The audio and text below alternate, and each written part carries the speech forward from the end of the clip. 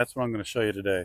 How to transform an overgrown area like this into something that looks at least somewhat respectable. Now in this arrangement right here, what I had was a lower level with crotons, as you can see behind the philodendron fronds in the lower layer, and then shrubs above.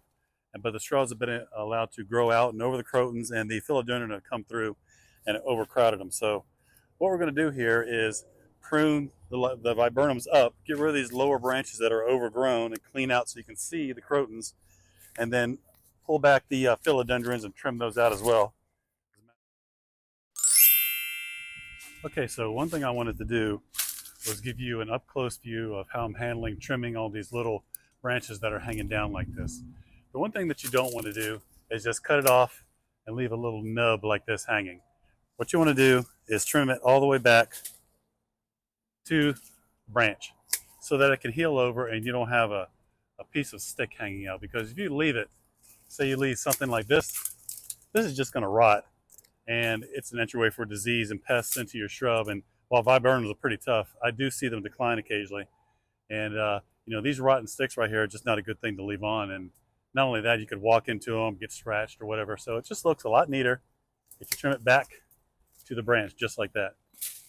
Give it a better chance to heal. This one goes all the way up the top there. Trace it all the way back. Get it right up there next to the branch. And really makes a big difference. This one too comes out through this back branch right here. And it